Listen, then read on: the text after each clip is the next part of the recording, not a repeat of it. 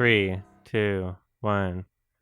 Hi, I'm Adam Johnston, and welcome to Sardonicast. Oh boy, that's what we should have done last episode. But I didn't know that we were that was a maybe. The Jackass 4. It was like if we have time, we'll include it. This is Sardonicast. So anyway, I'm Adam from Your Movie Sucks. I'm Ralph Seppi. And I'm Alex Maichi. That was a clean one. Delay. Cool. Yeah, that was really Good. clean. We did it, boys. Good. We got it. I just want to say what a great lineup we have today for movies. Yeah. Yeah.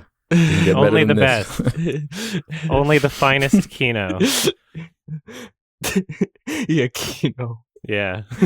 Alex and I were saying there's some like trailers out for some new shows. I don't know if you've seen any of them, Ralph. There's a few out. Have you been watching any of these new trailers? There's like a Lord of the Rings one. There's like a Lord of the Rings. Yeah, you've seen that? Sonic. What do you think? Yeah. I mean, I don't know. We'll see when it comes out. That's kind of how I feel. Could be good. I mean, like, yeah. I have no idea. The visuals don't look great, is what I'm gonna say. Yeah, I was expecting more from how much they've been talking about how big this budget is and all the resources $80 million billion. Mm-hmm. They spent $1 billion on this. Yeah, literally $1 billion. Yeah, that's a lot. Yeah, just literally. I feel like they haven't shown a lot. Yeah, maybe there's some stuff to yet be revealed, you know. I've been watching Peacemaker. That's pretty good. So apparently, and when I say apparently, I mean I haven't fact checked this, but this is what people are saying. If I ever use the word apparently, that's what I mean, okay? Apparently, they don't actually own the rights to the Silmarillion or like the books that you'd be expecting them to borrow from, so they might just be doing just some completely new thing that doesn't have anything to do with anything that Tolkien wrote. Oh, so it's not Silmarillion. Oh, I just apparently assumed they never that's bought what the their rights book. to That's funny. So what is this story even? Like we've already got Lord of the Rings, like, and it's not retreading that story. I Like, guess what it's is this even just going to be? in the Lord of the Rings universe. It'll be just a Game of Thrones or something. Like I don't know. Yeah. Like a watered down Game of Thrones. I was kind of just expecting Game of Thrones anyway. And we're getting another Game of Thrones. Oh? Yeah, true. Yeah. House of the Yeah, Dragon. it's like a it's called, prequel I show, think. yeah. That's funny. I wonder how they'll fuck that one up. Yeah. It'll end badly again. Yeah, I don't know. There's a ton of shows like that. Outlander, Witcher, Last Kingdom. Yeah. A lot. I mean, there's enough of them that are making money that it's a trend now. So Yeah. exactly. Well, so yeah, what is their plan for this? Do they want this to be like a huge multi-seasonal, like Witcher type thing for Amazon Prime? Is that what they're trying to position this as? Like their Game of Thrones, I guess? What I don't understand about Amazon Prime is like, who honestly has Amazon Prime for the shows and then starts using Amazon Prime for the free shipping? I'm pretty sure it's the other way around. Yeah. I'm pretty sure Yeah, the only exactly. people watching the shows on Amazon Prime Video are people that were already customers of Amazon Prime shopping, and they're just getting free content. So I don't know how much money they have to spend on this. Really. Amazon Prime Video could be the shittiest service ever of all time. I don't think it would change the numbers. People have the Prime account for the free shipping. It's because they buy a lot of things I've from always Amazon. seen it as like a perk. Yeah. It's not for the original content, like the Reacher show. Yeah. The Yeah. Reacher. The Boys Joe. is pretty Reacher good. show. Oh my god. You know what I could I think talk that's on about? Prime, I didn't yeah. even consider that's it. talking about this. You guys keep talking about Lord of the Rings. I'll mention something else real quick in a second. I'm just going to look it up. Yeah, what is there even really else to say about it? I don't know what their plans are in terms of like how Right. far they can I don't stretch actually this. remember much from the trailer. There's not much going on. Yeah. I don't know. I hope it's good. That's all I can. I have no idea. It's just speculation. It's hard to get excited about, you know, especially considering we've already had the Lord of the Rings trilogy. I feel like Yeah. that's clean. The And we have Game of definitive. Thrones. Yeah, and Yeah. they already fucked up the prequel story with like The Hobbit. That's already like a Yeah. prequel to Lord of the Rings. Yeah, in terms of television too, we have Game of Thrones, which is like a better. It's Mhm. not a better Lord of the Rings. Yeah, It's and a even great Game of Thrones television. can maintain It's a it. television version of Lord of the Rings. Basically, it works in that way. Yeah, we'll see what the actual story is, but Yeah. So speaking of Amazon Prime, Amazon Studios, in preparation for my Oscars commentary, and also I usually do a Oscars, Best Picture nominees review, and then I talk about some other nominees if I find them important. So this year, I'm trying to at least skip through every single nominee. I'm trying to at least, if it's nominated even for just like one award for makeup, I want to, just be like, okay, that's what it is, and then move on with my day and maybe not watch all of it, sort of thing. And so I got really curious, especially about like the way that these awards are nominated.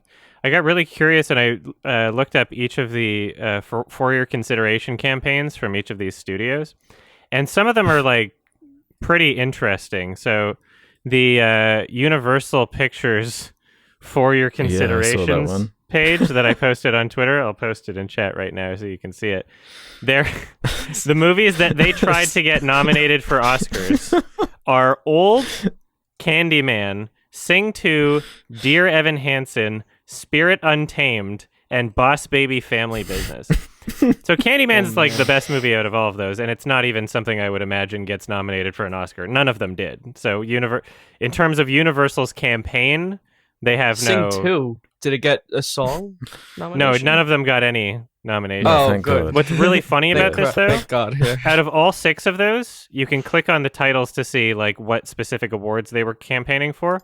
Oh yeah. There's only 2 of them that they were campaigning for a Best Picture award, and that's Sing 2 and Boss Baby Family Business. If you click on Boss Baby Family Business and then click on the For Your Consideration tab, they tried to get Best Picture, Best Director, Best Sound, Best Visual Effects, Best Adapted Screenplay, Best Production Design, Best Original Score, Best Film Editing, and Best Original. Like, they were going hard on this one. They thought Boss Baby Family Business was, like, their film. They were like, this is it. Did they just feel obliged? Did they feel embarrassed to not do it? What was Evan Hansen? Evan Hansen? That didn't get any nominations. Let's see. They tried to do Best Original Song, Best Sound. Only 2. Oh, okay, all right. It was a Best Picture film. No. None of them. I've heard a lot of bad they didn't even things about try Evan for Hansen. Best Picture except for Boss Baby and Sing 2. That's funny. Yeah. Yeah, why the 2 animated ones? I don't know. Why not for animated feature instead? That doesn't make any sense. I mean, I think they got animated feature. They tried to for those ones anyway. But it's funny that they didn't even get that. And another thing of note for this is, so I just watched Encanto last night, and a lot of people were wondering, like, why is the most boring song from the movie? Why is that one the Oscar-nominated song when everybody's really all about the "We Don't Talk About Bruno" song? Like, that broke the charts or whatever, like most song downloads since Frozen or whatever the fucking news bite is about that. And it's obvious why. It's because "We Don't Talk About Bruno" blew up after Disney was already campaigning for Best Original Song for Dos or Tu Guidas. I'm sorry I butchered that, but so they didn't know what they had on their hands. It's depressing and interesting to think about, because it's not only just that Disney wasn't aware of which song they had that was better. It's not like, that's not even the real story here. The story is that the Oscars don't even know a song exists unless the studio campaigns for it. The Oscars doesn't know anything exists unless the studio explicitly campaigns for it. Like, there's this gigantic facade where the average person, if they don't look into it, would think like, oh yeah, when the Oscars nominate something, it's because they watched a bunch of movies and then they thought, oh, this is the best thing from this movie. No, that's not the case. They just wait until the studios tell them which ones they should be giving, which awards they should be giving for what movie, and then they just go, oh, well, I guess this one and that one, because I know, they probably don't watch them. I just watched Free Guy last night. There's no fucking way they watched that and thought Best Visual Effects. There's no fucking, that's not possible. Which studio campaigned for that? The effects were shit. 20th century. Oh, it was 20th century. Yeah, okay, let's check this out. Yeah, let's see. Which is Disney. Which is now Disney, Yeah, let's see if I can find this here. So Free Guy, if I click on their For Your Consideration campaign on the Consider, they tried to get Best Picture for this one too. Best Director, Best Actor, Best Original Screenplay, Best Cinematography, Best Supporting Actress, Best Supporting Actor, Best Film Editing.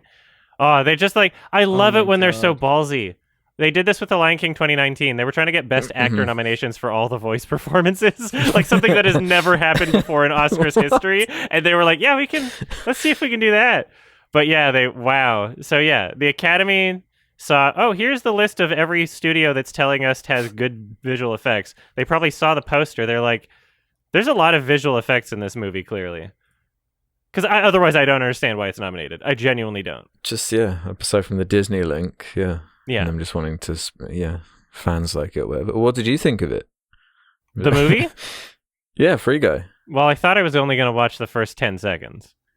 But then I was kind of glued to the cringe. I was kind of like... Yeah, it is one of those. It was inescapable. It's another one of those movies that starts with a Fortnite airdrop. Yeah. At the beginning. Yeah, it was pretty... It was pretty, like, painful, like, aggressively obnoxious from, like, the first millisecond of the film. And it just does not hold back. Mm-hmm. Taika Waititi somehow made it worse. Yeah, he's actually abysmal. He's probably the worst element. Yeah. Isn't that crazy? Yeah, he was awful. Yeah, which is wacky. He's the worst Just the whole part of plot line was terrible too, and he was awful. Yeah. Just gamer stuff. When it's handled like that, it's extra cringe. Yeah, it's a gamer Channing movie Tatum. for people like Jordan Peterson, who are very clearly gamers. If nobody knows what I'm talking about, I'm not just throwing his name out there. Let me read his tweet, actually. Yeah, you said that before. He Classic loves it, tweet, right? yeah. Did I actually read out the tweet? Okay, I'm going to read the tweet. Because if I say that, people might think I'm joking. But here's his tweet. August 22nd, 2021. I went to a movie tonight. At a theater. What a miracle. It's been maybe 2 years. Free Guy. Fun, smart, creative. A perfect archetypal structure. Persona, shadow, anima, self. In that order, perfect. And that was Jordan B. Peterson, Dr. Jordy Peterson's review of Free Guy. This is Letterboxd review of Free Guy. Yeah. Maybe he's on the Academy.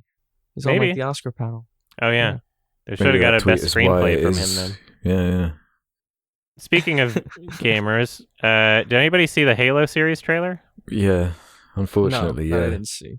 But they're making that. That's on Paramount? Yeah. Or what is Paramount that on? Plus. Okay. It's pretty sure, yeah. Is that like a streaming service or a TV? Yeah. Yeah, Paramount Plus is another one. Everything's a streaming service now. So you're saying this is another one I have to get if I want to watch the Halo show now? You have to get it. Yeah. Oh my God, what a nightmare. You don't have to get it to watch it, but You're probably going to have to get it at some point. Paramount. It's Paramount. Yeah, Viacom is doing it, basically. That's pretty big. Yeah. It's funny that every single television network and company that produces television media is now kind of jumping ship. They understand that television is dying, so they're creating exclusive shows for their streaming services. Because if they want television to keep going, why are they creating content that they're not putting on television but only on their streaming service? They're clearly like, we're trying to build this up, we're jumping ship, this is fucking done. And yet, the prices for cable television have never been higher, and they just keep going up. I'm like, this should be like $5, you know? You should get every channel for like $5 and people would get it, you know? Yeah, cable's gonna be gone. Even like $20, every channel for $20.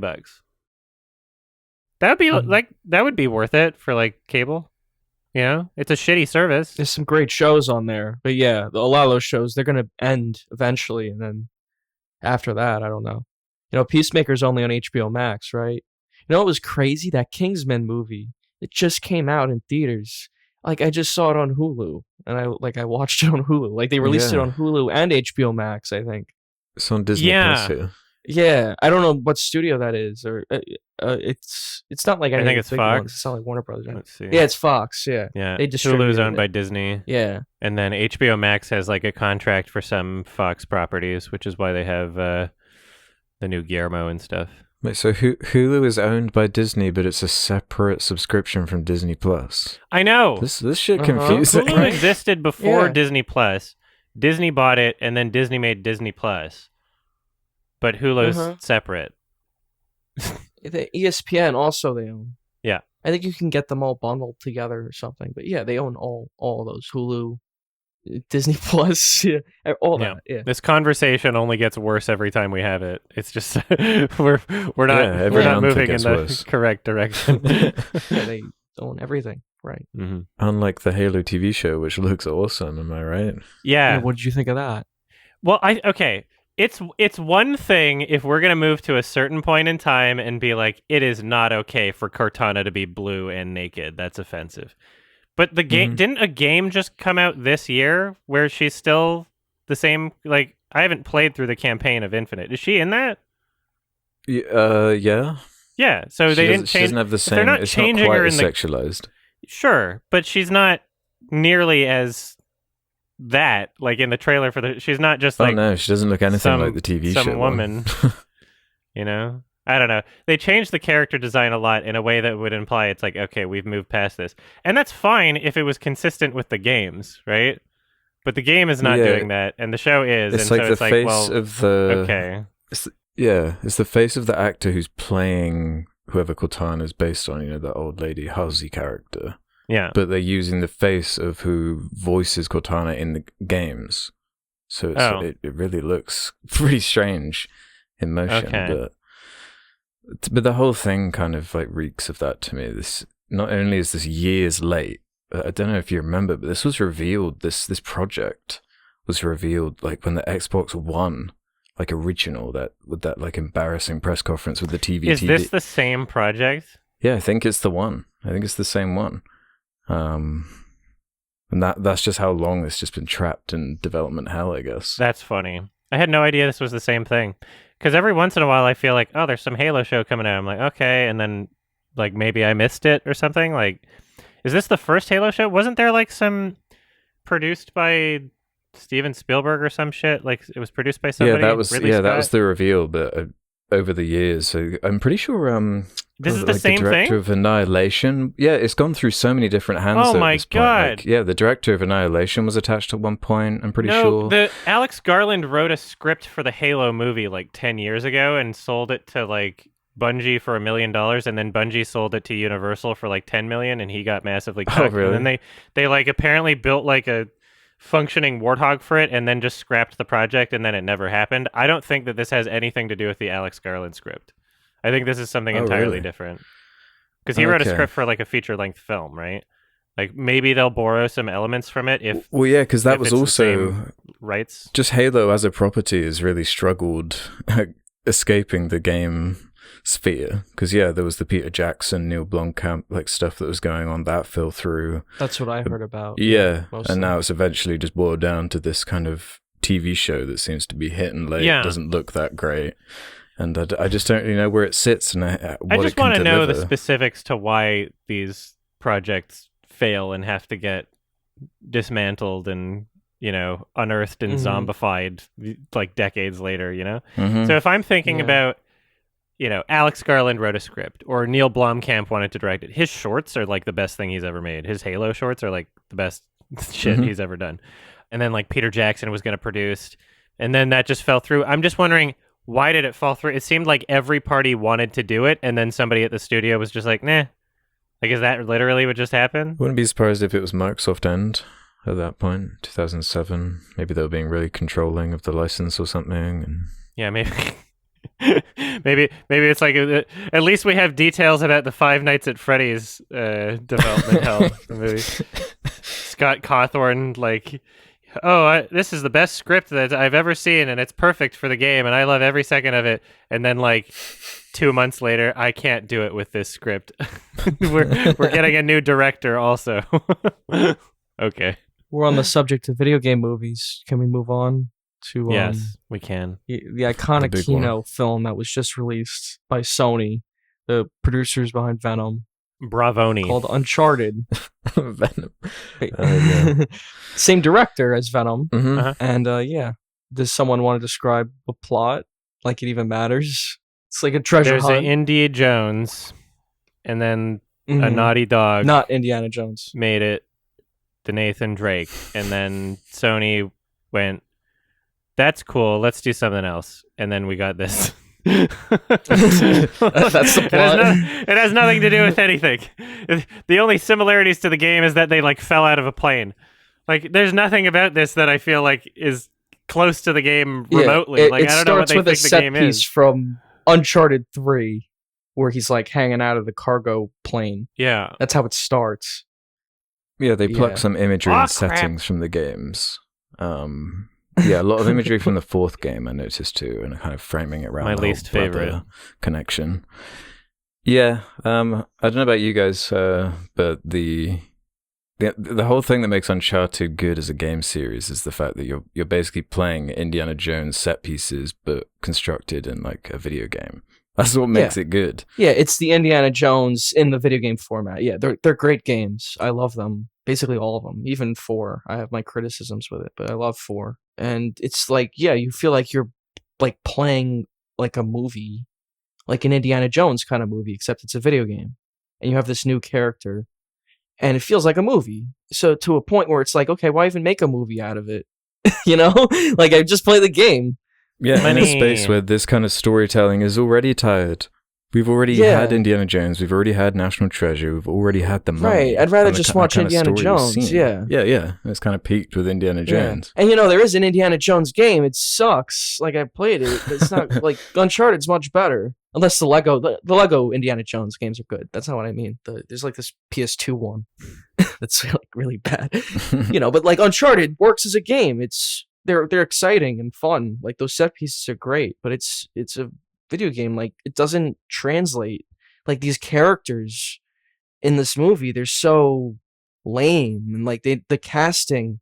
I think the casting might be my biggest criticism with the whole thing. Like, Tom Holland looks like a little boy.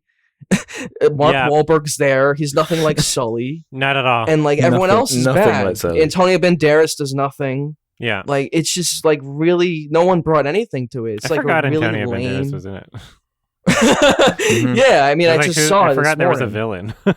It's a really lame video game movie. Incredibly lame. Like, really bad. And I love these games. Like, that's basically what I want to say. And like, I wanted to like the movie, and it's really shitty.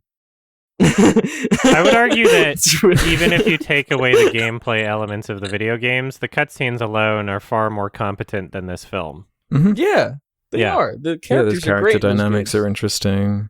Yeah, and the characters have chemistry and they're memorable, and the actual the dynamics between them are something rather than nothing, which we have here. And in those games, like, Nate and Sully have like a history that is long, like you could tell they've known each other a long time. Like, it makes sense why they help each other. In this movie, it's like they just met. Like, it's like I kept thinking, like, why are they helping each other? Like, why are they friends? Like, what are they even doing? Because his brother, he wants to do things for his brother. Like, they don't even have a friendship in this game. Yeah, who you don't really set Sully's up, just trying to exploit him the entire time. They're both just using each other, and that's it. And like, as though that's supposed to be like charming or endearing. Like, they keep fucking each other over. Mark Wahlberg's Sully, he's just a fucking asshole. He's just an asshole the entire time. He's such a piece of shit. He's not like likable in the slightest. I don't understand. And to add to the point of Tom Holland looking like a baby, I agree.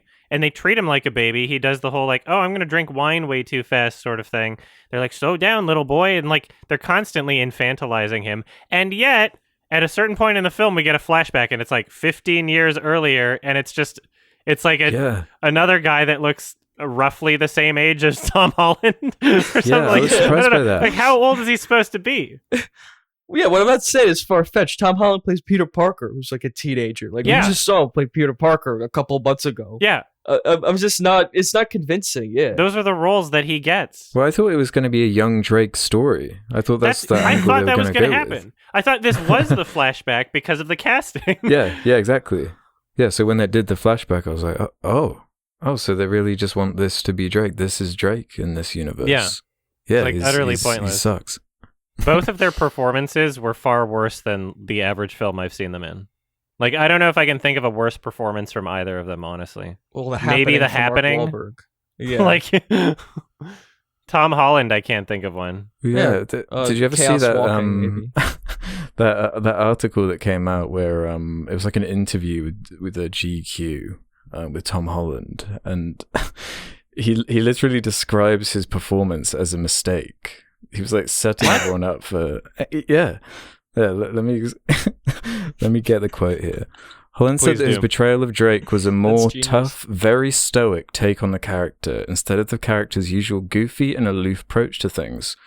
Look, I haven't seen it, so I don't know if I succeeded in that, but it was an important lesson learned, because at times it was less about land a mark and go through this scene, and more about land a mark, stand like this, and see my bulging biceps.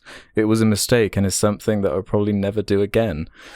That was before the movie even came out, so Yeah. my expectations were already low. And like, yeah, it seems like he had no idea even who Nathan Drake was or what he was even trying to channel. Of course.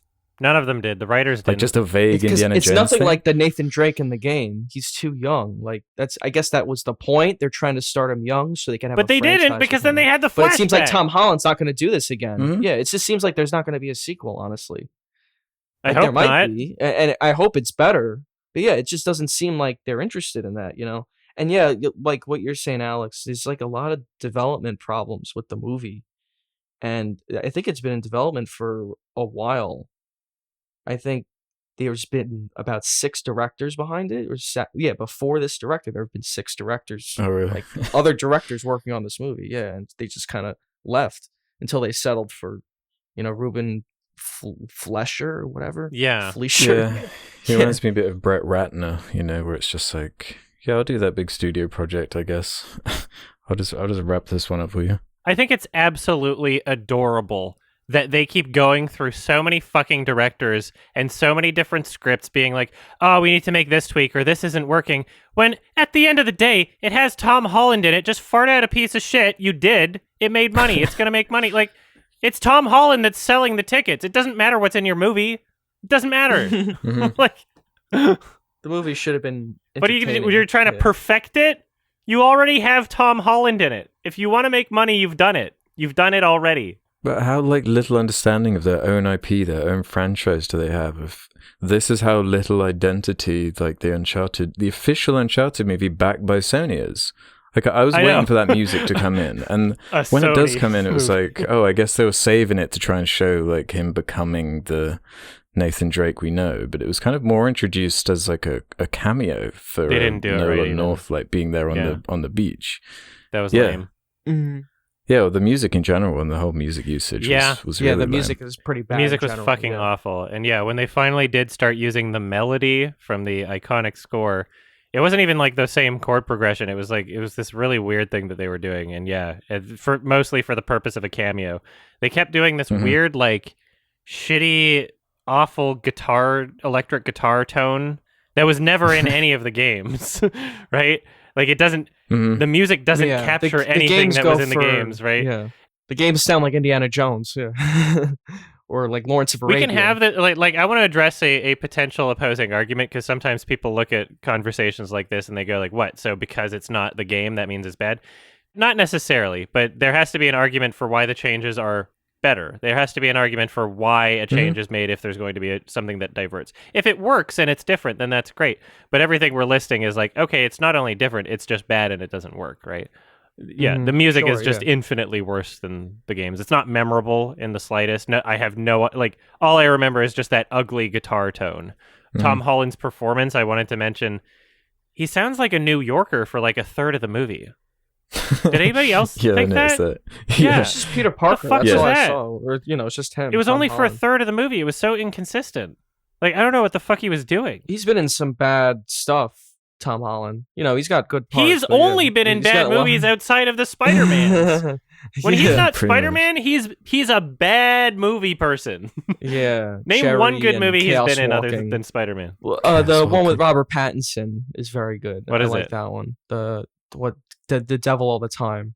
That one's good. Oh It's shit! on I Netflix. forgot he was in the that. You're Netflix right. movie. Okay. Yeah, he wasn't bad in that. He was in one good movie and it wasn't even well received. Yeah, he's good in that. You're right. Yeah, but yeah, like he mostly has a really bad career, and like this is a pretty bad video game movie. I mean, Bad it doesn't do anything career. for that. Huge wallet. For that kind of reputation video game movies have, right? It doesn't do anything to like make it better. Yeah. It's just another another for the one of pile. those, honestly. Yeah. Yeah. Yeah, the funniest part about this is like this is a Sony film. So you can't even say like, oh, the rights went off to some studio that doesn't understand the franchise, so of course they bastardized it. This is just what this is the level of respect that Sony gives to their own properties. Yeah. And that's disgusting. Yeah. Like, they don't give a Even shit. down to basic stuff like the costume design or whatever. Like, did Mark Wahlberg just refuse to like grow a mustache or dye his hair or whatever? Like, he didn't have to look that way. Like, they could have put some shouldn't have effort been in to him. try and evoke the original. Well, yeah, from a base Yeah. level, it should not have been him. But like, you know, like it evokes something to remind you of the games that isn't just like the casting is like the worst thing pieces. about the movie, baby. Yeah. It's shocking. Doesn't make any sense. Doesn't add to it. I can at least understand from a business perspective why they would cast Tom Holland. It's because he gets people in the seats. I do not understand from a business or practical perspective why Mark Wahlberg was in the film. It's not like people are watching it because he's in it. Yeah. So I don't understand why he's there. Sure. Just reading reviews, what I got from like reading the many like bad reviews this movie got. Like the general criticism was that it wasn't faithful to the games really, and that it took no risks. Yeah. It just didn't do anything. It's very bland, and I basically agree with that. I basically agree with that sentiment. Yeah, it's like absolutely incredibly forgettable movie. Sure. And it tries to, have all these puzzle riddle solving scenes and stuff like that. It's very bland. The setups and the payoffs are really predictable. The thing with the lighter is so obvious. Like at the beginning, he's like, "Oh, I have this lighter. It always works." And I'm like, "Oh, so the lighter's gonna like help him out like later in the movie at like the very end." And yeah, he uses it to light a can, and it's fucking stupid. Dumb. That was so terribly presented too. I have a lot of issues with how the action is presented. Not just that setup, not like the Chekhov's lighter thing, but like visually how they're communicating that. They're building up so much to that cannon. He's like, "Oh," and then he notices he's going to do it. It's like, "Oh yeah, this is coming." And it's almost like you're almost tasting like there will be a somewhat satisfying moment in this film. And then they show it and it's like, "Wait, what the fuck just happened?" They did like a quick POV shot from the cannonball and you never got to like see anything. That was terrible. It was like the laziest, most confusing close shot way you didn't even see like the helicopter get hit. So they do all this build up. You're like, "Oh yeah, I get to see something cool," and then it's like, boop, and what the fuck? Like you didn't see it. You're implying it happened. Nobody saw anything. Mm-hmm. It's too quick, right? It's like a second. Yeah, but like that's all the action. Like the crash afterward, the helicopter crash after, it's like a second. Like you barely process it. All of the action scenes are abysmal. Honestly, the fight choreography, the way things are shot. That's the best thing about the games are those set pieces. That's why you play them. They're really epic and cool and like even well shot from like a cinematography like perspective, even though it's a video game. Like the shot composition, the lighting, and like all that, and the games are great. Like every set piece, the one on the boat when it's like sinking and there's like a flood of water behind him, and there's tons of interesting, memorable. It's incredibly memorable and funny, and like really cool. Yeah, and this movie either tries to replicate that to like a lesser effect, like with that opening. Or the set pieces they come up with on their own are very lame. It just doesn't pirate translate, ship at does the it? end, that was a very lame set piece, and I don't even remember half of them. There's a few, but like there's moments where I noticed like the choreography was really bad and just like unconvincing throughout. Yeah, just like it didn't look convincing. It didn't look people were getting hurt. It just takes it to the absurd level. It was actually reminding me of the way like Fast and Furious uses action. Where it's like, just nothing matters. This is so ridiculously like absurd. It's not like an Indiana Jones where the main character is getting beat up and he's only just scraping his way through these like action moments. It's way more like just taking it to the extreme where he's like falling and jumping from item to item, and like just the set pieces from the games taken to this ridiculous extreme. Like instead of like the imagery of the end kind of fight in Uncharted 4 are those two boats that they find, and there's like a kind of sword fight in the fire as like the conclusive like area that they fight in. But in the movie, it's like the next level. The two ships this time, they're attached to helicopters being lifted out of a cave, and they're swinging around, and there's like a pirate battle in the sky, and it's just so ridiculous. And it's like, what am I attaching myself to here? Like the choreography's not good, the action, it's not like absurd enough to be entertaining, and it's just irritating. Like in Fast and Furious, I don't care because it's not like evoking anything. It's just pure absurdity for absurdity's sake. Whereas Uncharted is based on an IP with some kind of expectation, with some kind of, you want to see something from that. Mm-hmm. Yeah. I expected a little more modicum of fun, maybe. I don't know. Well, tension maybe is quite important in action scenes. That helps. Good characters, characters. The games have very good characters. Yeah, no good characters. Chloe in this. I was about to say Chloe. Yeah, she's a very bad character Annoying. in this movie, and in the games she's just there to trick people, and Yeah. almost die and get saved and then trick him again. Yeah, it's very boring in this movie. Yeah, in Uncharted 2, she's very interesting. It's not a good sign for their whole like movie division, because it bothered me as the movie opened. They had their like custom made Sony special intro showing like God of War and The Last of Us, and the new this Sony is our new CU. division. Like it was like that. We're going like full transmedia logo. now. Like forget about like the attempts from the past. Like I don't know if you ever saw that fucking Ratchet and Clank movie, stuff like that. I think there was going to be a Sly Cooper movie. You forget about those ones. I forgot that existed. The Ratchet and Clank. If this is like where it's going, I mean, it's not a good start. I wonder how this this HBO Last of Us stuff's going to come together. If it's the same amount of care. I have no faith in that after seeing this. Yeah, they should have just thrown in Spider-Man or some shit. Thrown in Venom. You know. Throw in some other stupid IPs you have. And a good story. Yeah, get Venom and Morbius in there. Throw in Venom and a good Uncharted. Story. That was interesting. I get their logic of wanting to explore a young, like, Nathan Drake, because I guess the way you could look at it is this is, like, canon with the video games, you know? Because it isn't really connected to anything. That's one way in the games. Yeah, you could just say, this is canon with the video game universe. Not that it matters, because, you know, on its own, it just doesn't really work as a movie. Yeah. All right. There's a lot of bad parts. I'm just gonna list one issue I had. It was like with the sound. It's toward the end of the movie. They're in a helicopter, and Nate says a line to Sully, but Sully can't hear him, even though the line is like completely audible. But it's because they're in a helicopter. So then they put the headphones on, and then he says the line, and then he can hear it. But like you hear Tom Holland say the line. It's not like the line is inaudible. You know, like it doesn't make sense. It doesn't. The line should have been inaudible if if that was the joke. Yeah, but the way they did it, it just didn't work. It was just confusing.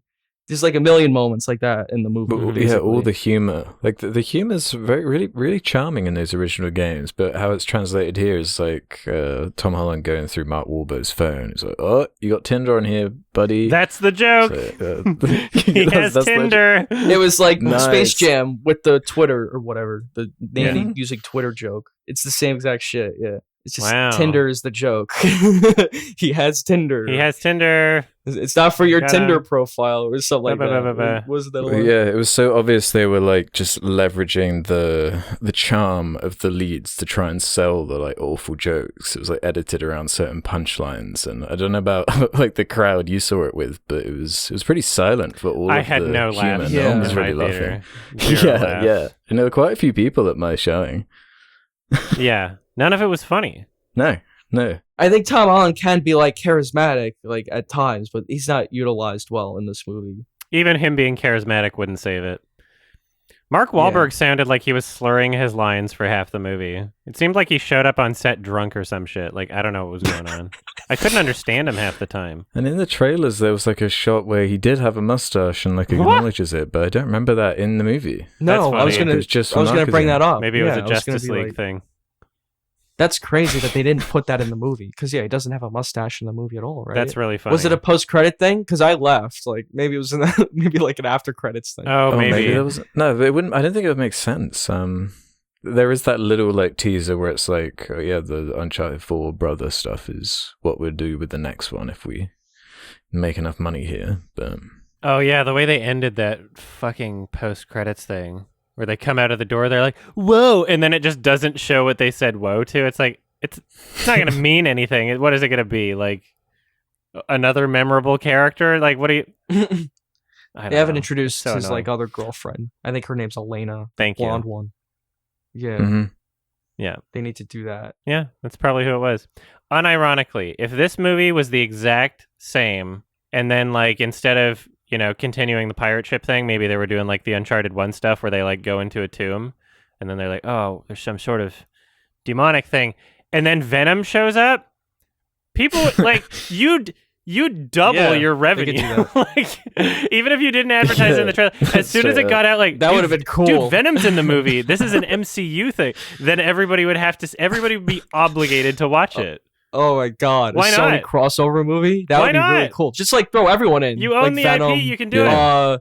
Uncharted. Who else? Ratchet and Clank. Right? Like the Ellie and Joel. Like, just throw everybody in. Yeah, just Ready Player One it full on. The infamous guy. It would be so cool.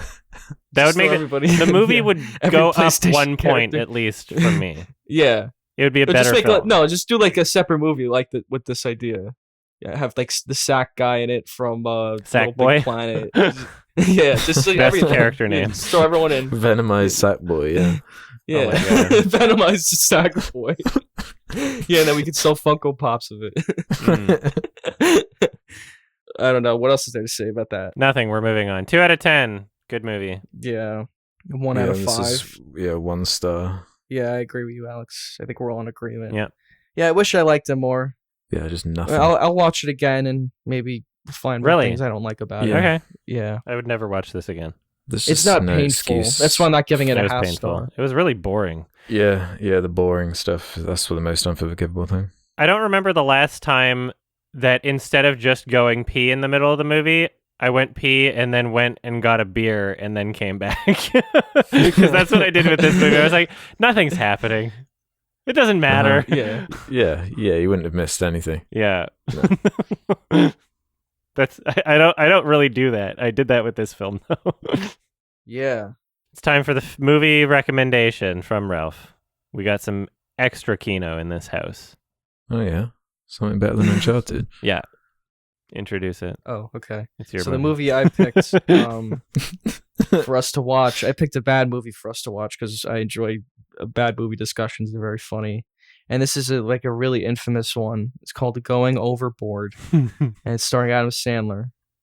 I'll just read the thing on from Uncut Letterboxd. Gems. A struggling, yeah, who's had a good career since, but you know, if you'd seen Uncut this movie,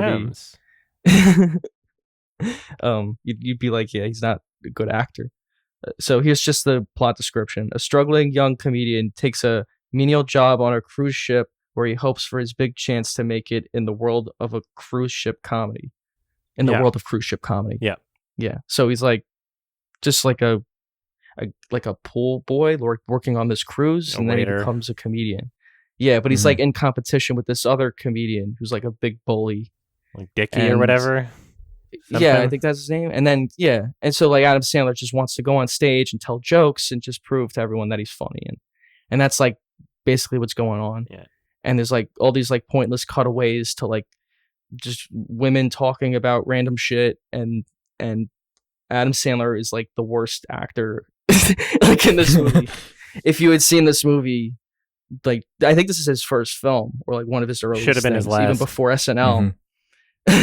It could have been. I mean, if you had just seen him in this movie at that time, you'd be like, this guy has absolutely no charisma, like this, no talent. Yeah. You would think like this guy has no chance at having a career, right? And now you see Uncut Gems, like he's great in Uncut Gems. Unironically, I'll say he gave a great performance in that movie, and he's been good in other movies, Punch Drunk Love, and I don't know, just a couple other ones. He's had a bad run of movies too, mostly his comedies with like Happy Madison, but.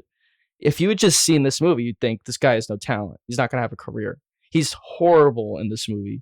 He's horrible, even more horrible than like the most horrible you've seen him. If you haven't seen this, like worse than Jack and Jill. Like he's just like this scrawny, ugly guy. Like you'd be like, you're like, why is this guy in a movie? He does faces sometimes. He walks silly. He sometimes. is horribly unfunny, and yet his stand-up routines are like just terrible. And I want to get your perspective on this movie, but I loved it. I thought it's my favorite movie of the year. Yeah.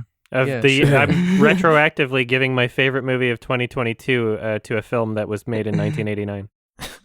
Did you like that they used the song from Baby Driver? One of the songs from Baby Driver. Oh, did they? Which one? Yeah, there's nowhere to run to, baby. Nowhere to hide. I didn't recognize it from Baby Driver. Shit. Yeah, I didn't know that. Is that why it was your favorite? Oh yeah, yeah. This was a special kind of bad. This was it is a special kind of bad. It's a bad comedy. They start out the movie giving you the lowest expectations you could possibly have. They're like, we didn't spend any money, and this isn't a real movie. As if that's like supposed to be like a good joke. I couldn't believe it. I was seeing like Grown Ups 2 and some of the other Adam Sandler movies that have the rep for like, he's basically like going on holiday with his friends and like making a movie. So when his first like full production, like 5 minutes in, he directs the camera, just straight up breaks the fourth wall saying, this is just like some bullshit we like put together on a cruise. Fuck you. That's how it like is introduced. Basically. Mm-hmm. Like, I don't think he was a producer on this, right? Like, this is. Oh wait, he's credited for additional material in writing from Valerie Bremen as the main Maybe writer. it's that stand-up. But that could, yeah, I mean, that could just be improv, and she was trying to help share the blame or something.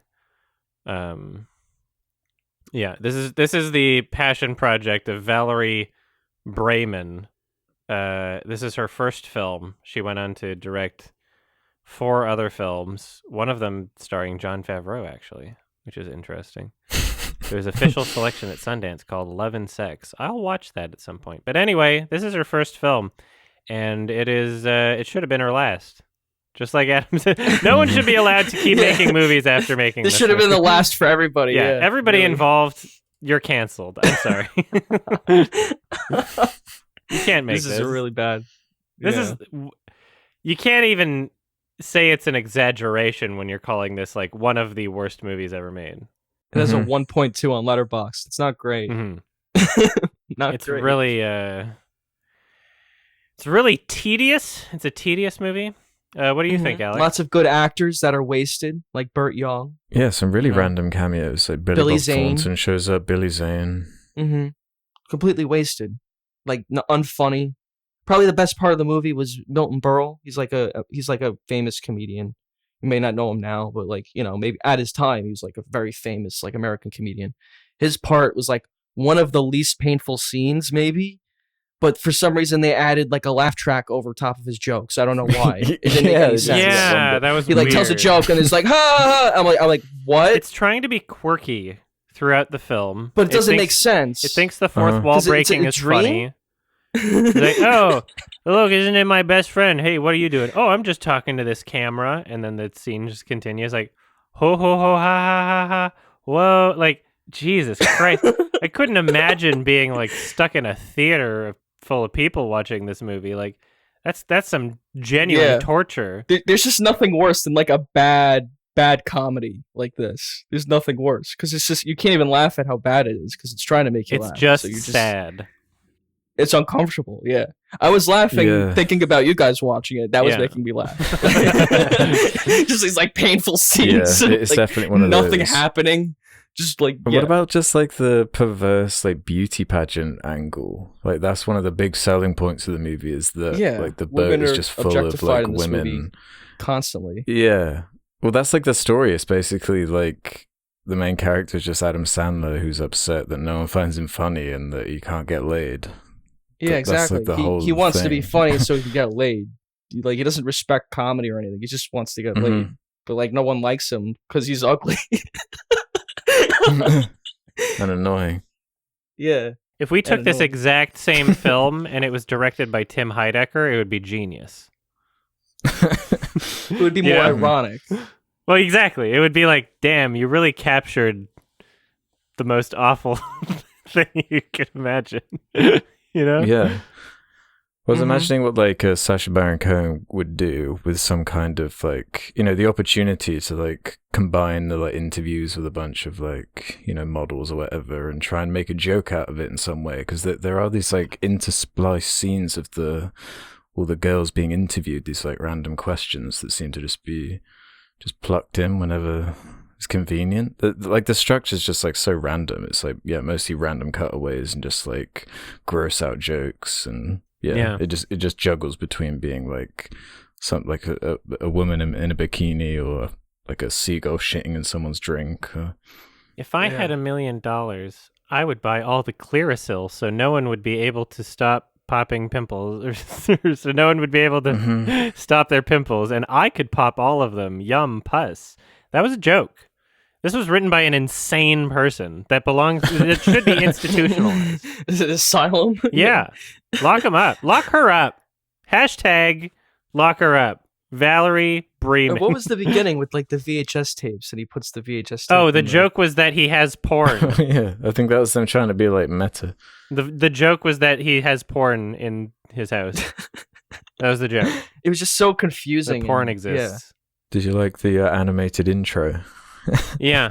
Oh, that was awful. Yeah. It's the best. It's like that song 3 minute accompanying long. it. Like It goes on sequence, forever. Very long. Yeah. It feels eternal. Yeah. And before like anything Yeah. has happened, before there, I was thinking like, man, it's so weird for a comedy to open up and not have a joke and then do this long credits. And then I had to realize like, oh, just the showing the porn was a joke. So they thought there was a joke. It actually takes such a long time for anything to get started in the movie, like for the story to get going. Like, because there's that opening and then the animated thing and then the girls talk and then Adam Sandler looks to the camera like, yeah, this movie's gonna suck. Yeah. Like, And then it's like 10 minutes of that. Like, no story. He does a silly walk up the entire ramp. Not just, it doesn't cut away. It shows the entire walk up the ramp of him doing a silly walk to silly music. He's so silly. Guys, he's silly. Yeah, just silly face pulling. This was genuinely fascinating. Apparently, he's so embarrassed by this film that on his website where he lists all the projects he's been in, it does not list this one. Imagine being Adam Sandler, like so embarrassed by a movie after having created other things like Jack and Jill. Like Jack and Jill. Yeah, but he's like this one is embarrassing, and I don't want to. Jack be and Jill is reminded of better. it. If I ever meet Adam Sandler, I'm going to say I loved you in Going Overboard, and then I'm going to dab and leave. That's my plan. Well, when we saw the poster when Ralph like recommended it and we're making fun of how just awful that poster is on IMDb, the one on Amazon Prime is like even worse. Like somehow there's an even worse version of the poster with like 2 bikini girls like bent over I think that might be the original maybe because this film got re-released in like 1996. So this is before Adam Sandler became famous. 1989. This was like one of his first roles. And then he got famous from like Happy Gilmore and Saturday Night Live. And so they were like, oh, let's capitalize on this. And we have Adam Sandler starring in this film. We'll pretend it's like a new movie. So they re-released it in 1996. That could be why there's different posters. I found an ad, like the trailer for the re-release. And it's the most dishonest thing that you'll ever see in your entire life. It's on YouTube. You should search it up. It's just trailer for Going Overboard. It says in the trailer just with big titles and the classic 90s voiceover reading the titles saying first there was Billy Madison, there was Saturday Night Live, now Adam Sandler is a cruise ship waiter fishing for laughs. It's like you're implying that this is happening after. When you say first, then, and then now, you're implying that this wasn't before all of those things. That's incredibly dishonest. Like that's the most dishonest way you can market this film. That's really sneaky. Like holy shit, you're just lying. You're just lying. But wow. Yeah, the posters are really bad. Both of them. I see 2. One of them is like him with his hands up in the air, and there's the 2 girls behind him. Right, that's a bad poster. The girls look like cardboard cutouts. And like the bad. He looks font. like a cardboard cutout in that one. Yeah, but then there's the other Just poster. awful. It's like him on a raft. Is that the one? Yeah, and he's like On the goofy. buoy. He has a goofy face with his teeth out. Yeah. So it got like buck teeth. But that poster is implying that he gets off the ship and it comes like a Life of Pi Going kind of Overboard. movie. But that's not what happens. He's just a comedian on the ship. Yeah, that whole part of the movie where the only thing going overboard was that the comedian, I guess, the bad comedian, his hat flies into the ocean, and that makes this girl think that he sank, even though it clearly just looks like a hat. Like it doesn't look like There's a no person. reason to believe anybody went overboard. Yeah, exactly. And he's meanwhile like locked in the bathroom. Yeah, so he's not a bathroom dead. that no one ever wants to get into for the next few days or whatever. Yeah. They have a funeral for him. It's locked in. Everyone's really, really sad. And they're like, on the boat. why can't you be as funny as Dickie or whatever his name is? They're so mad at Adam Sandler. And then at the end of the movie, when the terrorists literally like throw the guy overboard, everyone's like, yay! It's like, I thought everybody spent the last fucking hour of this movie complaining that he was gone and being sad and mourning him. And then he's back and you guys are like, get rid of him. Like, what changed? What happened? There's no consistency. I don't think. It's like the movie just doesn't care. So the movie bad. just doesn't give a shit. It thinks that what it's doing is funny, but it's not. It's not funny at all. His name is Dickie. It's Dickie Diamond. Okay, Yeah, and that's Adam the character's Sandler's character name is Schmecky Moskowitz. Yeah. Schmecky. But they got the balls to try and give it this heart. You know, there has to have the scene where it's like, yeah, the power of laughter. Oh yeah, you've got to channel the power of laughter to heal, and it's like, well, you can't simultaneously do that while starting the movie with the fuck you. This like we're acknowledging that this is not an important project in any way. Also, not just the beginning of the movie, but like these weird cutaways where it's like, now time for some beautiful girls. And Yeah, then it's like for like 10 minutes or some shit, like, or what feels like 10 just minutes. Pointless. Yeah, pointless shots of like women in bikinis. Yeah, and then but they're like talking about like I can't get people to laugh, and he's like, why don't you tell some jokes? He's like, good idea, but first let's look at some beautiful women, and he makes like a dumb face at the camera, and the other actor's like, eyes. I don't know what he's doing. He's looking off like into the distance, like it's so awkward. Yeah, like when I first we're gonna saw blue it, like, ball so you awkward. for jokes in this comedy film. We're gonna be like, no, jokes can wait. We're gonna do this instead. And then there's like actors that will just talk forever. Like so desperate. And then Adam Sandler shows up and he's like, actually, these guys aren't important to the story, but we're just gonna let them keep talking anyway. What the fuck? What's the point? None of it's funny. It's so fucking desperate. The dialogue that they're saying isn't like comedic. What? So one of them's gross. It looks like he just chews tobacco or something. Like, I don't understand.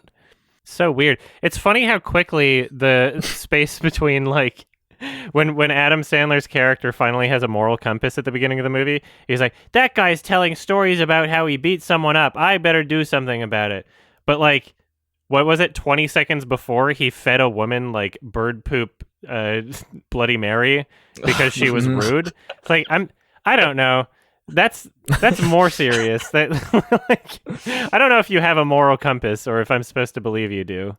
It's kind of weird. It's so terrible. Yeah. This is the whole part with like the pirates or whatever breaking onto the ship. Yeah, like terrorist characters. Whatever. Yeah, terrorists. Yeah, the terrorists. It just comes out of nowhere. Well, they were directed by the man. What was he? Like the Spanish guy that was watching everything through his VHS TV and was getting all the angles, and he was like God or something, and he sent the Islamic terrorists to show up. Yeah, I didn't really get that. Exactly. The other actor. The other one. Yeah, Burt Young. His name is General Noriega. Really? Yeah. Okay. Yeah, it's aged like fine wine, Wow. that's for sure. Oh my god. Okay. Yeah, that whole part was so pointless. Yeah. And he's the guy who like finds the VHS tape at the beginning. I don't even understand like the connection there. He's to send the terrorists there at all. It's just like, wow, Yeah. funny cutaway. He's angry at some of the things that are happening. He's just like the audience. It's like when the terrorists show up and like this is right out, like, you know, he was starting to do some stand up or whatever. The terrorists show up. And then everybody's like, whoa, wow, crazy, running around. It's so crazy because now there's a bunch of action happening. But it's all just one stationary shot just showing the microphone. And everybody takes turns like looking at the camera and running in front of it and going like, whoa, crazy, and then runs away. It's like, this is the laziest fucking way you possibly could have filmed it. It's not funny. Yeah. Please just fucking just stop everything. Everything the you're doing, movie just looks stop. terrible. Mm-hmm. The like the way it's shot even and the lighting, it's all terrible. Like completely off framing for most of the movie. I don't even know how you mess up like a basic comedy like this, but yeah, it looks terrible. His head is like too low, like in some shots. Like it just needs to be higher. I'm like, it's just terrible. Like, well, because they're working on a real boat and they have like a very limited amount of space where they can put the camera. You can definitely tell that this was an issue, especially during the chase scenes when the terrorists are actually running around chasing them. Like the shots that we get there are just so like, ugh. Like, I guess you didn't have much to work with. I mean, you probably still could have done a much better job still. There's a funny bit of trivia about this saying that the camera crew forgot to bring a box of lenses on the ship, so the director of photography was forced to shoot with the wrong lenses. So. Okay. Wow. Yeah. That's the kind of level we're talking. Yeah. Oops, we forgot. It's like, whatever, it's a comedy. Yeah, who matter. cares? Like, it's the fuck you movie. Like, This is That's why Adam Sandler says the fuck lens you at the doesn't matter. beginning. It doesn't matter. It's free on YouTube. The best platform to host this That's the movie. best thing about it. Because you can watch it in 2x speed, which I eventually did. Unlike other times where I've done this, it didn't really make the movie better. It just made it end sooner, which I mean was a blessing on its own. Okay. I would say that does make it better. Yeah, I watched it twice in slow motion. Oh, Not really. I watched it 0.25 twice. speed. Yeah, I watched it really slow. Capture every detail of every frame. It's an hour and 39 minutes long, but it probably took me about 6 hours to actually It finish. feels like 6 Oh, hours, yeah. You kept pausing? I did too. I'm glad. Yeah, I I'm was glad like, you paused. well, maybe Yeah. like the washing. I had to like, stop finished. at some Maybe point. I could. I actually had to stop. I'm like, this is painful. This is like really bad, which I did not expect. I made it through Jack and Jill and all those. They're terrible. Yeah, but I've this seen is like like a new Grown Ups level. too and shit. Like, I yeah, saw Grown Ups in a theater. I'm like, yeah, that was bad, but yeah, I could sit through that. This is actually hard to sit through because it's so random. It has any structure or anything. There's no story. It's just it's that direct constantly cut away to like random content. shit. I just can't believe that fourth wall breaking stuff. Like how early on the Adam Sandler shit was to doing that. I was so blissfully unaware that it First started. beautiful this women. Yeah, it's so fucking sad and desperate. Fucking hell. Yeah. It is very desperate. Without any exaggeration or hyperbole, you could legitimately, unironically, use this as a torture method in Guantanamo Bay. If this was playing loud, and that was all that was in a room, and it was playing loud on repeat, you'd fucking destroy somebody. They would commit Minecraft. Like they would just be done. Just because it's so annoying. You could legitimately use this as a torture device, a torture method. Yeah. If you were forced to Pair it watch with this, that Christmas movie he did Fuck. where he does that annoying voice. Yeah, put them both on loop, and yeah, you won't last long. yeah, 8 Crazy Nights. Yeah, yeah, it's so annoying. only the finest Kino. Man, I don't know what else to say about it. I mean, it's terrible. I feel like we covered all the bases. I mean, Dickie gets saved by God. oh yeah, God opens the door to the bathroom, and he That's says, right. "Joke's on you. I'm an atheist." There's a lot of those like where it's just you do just go, okay. Like you understand the joke that they were going for, but it's like, holy fuck, in what world is that funny? In what world is that a fucking There joke? was one good joke in the hallucination. He said, "Is that a straight jacket? For you, it might be a homo jacket." That was it.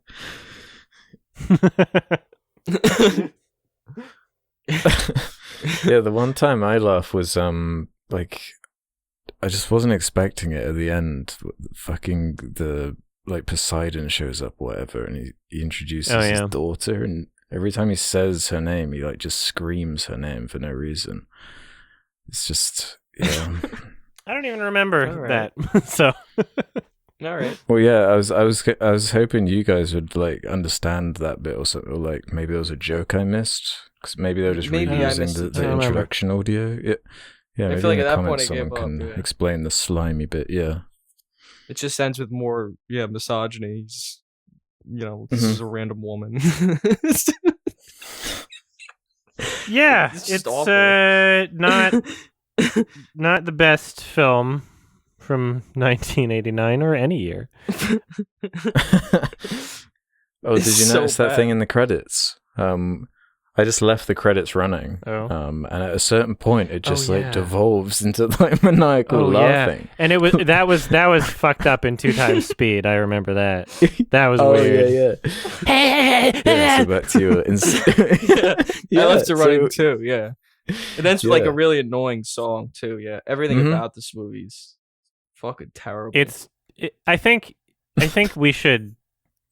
I mean, I'm not going to suggest any. If I was responsible for how genres were listed on certain film or information websites, I would. If there was a genre for torture, I would change it to torture. Because I don't know if comedy describes the genre of this film. I think torture should be a genre, and that this film would be, more aptly known as torture. Yeah, it's more torturous than like movies with real torture scenes in. Yeah. Like this it's more torturous Exactly. than like Martyrs. There's more torture in this movie than any of the Saw films. yeah, it's like watching The Human Centipede or something like that. Mhm. Yeah. It is. There's nothing worse than watching a bad comedy like this Yeah. because you can't even laugh at how bad it is. It's just The Room is funny because it's trying to be a drama. This is not. This Mhm. is trying to make you laugh. I was Just enjoying the first every half gag is horrible. because of how fascinating it was, but eventually the novelty wore off, and I had to It's increase definitely the speed of the fascinating. video. I'm definitely glad I watched it because it is fascinating. It's a fascinating kind of train wreck. Yeah, I'm shocked by it. Yeah, it's really like fucking awful. Just the jokes are so bad. Yeah, his improv to the camera. He lacked any charisma. I swear, you'd think this guy would have no career if you saw this in like whenever it came out, whatever, the 80s. You'd be like, this guy's no chance of having a career. He's not funny. Like he's just horribly unfunny. And yeah, he's gone on to do great stuff. But yeah, like Uncut Gems. Yeah. Uncut Gems is a great movie. Uncut. And he gave a great performance in it too. Do you guys like any of his actual like comedies? Because I've only aside from my Uncut Gems and the serious dramas he's in, and the odd comedy. Yeah. Like I've never seen I've never seen Little Nicky or like Waterboy or any of this. You've never seen Little Nicky? Not like you need to. No. It's just I watched it a lot when I was little. It's probably not a good movie, but yeah, it's just it'll be like a nostalgic one if I ever return to it. He's in Meyerowitz Stories. We talked about that. That was a good movie. Yeah, he's in some PTA. He's been in good stuff. Yeah, he's in the Punch Drunk Love too. Yeah. Like we talked about him Wedding before in Singer. Good stuff. Yeah, his bad movies. I've seen Bedtime Stories. Do you know that one? I'm aware of it. I never watched it. I had That's no reason horrendous. to. That one. Yeah, of course. Yeah, really bad. His famous ones are like The Water Boy and I think Wedding Singer. Yeah, The Wedding Singer. Those are like the movies he's made that are actually good. But yeah, like the shit he's in now, it's kind of I don't know if it may be slightly better than kind of going overboard, but it's like the same kind of quality, like Jack and Jill and Pixels and Just Go With It, Grown Ups, Click. Like I've seen all those. They're terrible. They're all like the same kind of shit. Like that's most of his career is 1-star, like really bad comedies where he goes on vacation. He goes on like a cruise ship or he goes on a beach. He casts like a bunch of like hot women, like Jennifer Aniston, Kate Upton, like Salma Hayek, whatever, and they just like fuck around for a week, like that's it, and you pay to watch it. Like there's no story, there's nothing going on. It's just like a dumb comedy. And like the worst ones are the ones with plots, like Click. Like that one's even worse because it's like trying to get some emotion out of you. It's fucking horrible. This was his first feature-length film. Going Overboard. This was his first feature. Yeah, that he starred in. You would swear he would have no career after that. He shouldn't. I don't know why. Just being fair, he shouldn't. Yeah, it's shocking. Yeah, it's shocking. Yeah, but it's not even. You can't even say like, he like learned from it. He learned his full lesson when there is like the Jack and Jills and like your grown ups too. So it's Cobbler, Ridiculous Six. Oh, the Cobbler, yeah, shit. Yeah, That's My Boy. Yeah, there's a ton of them. Anger Management, awful.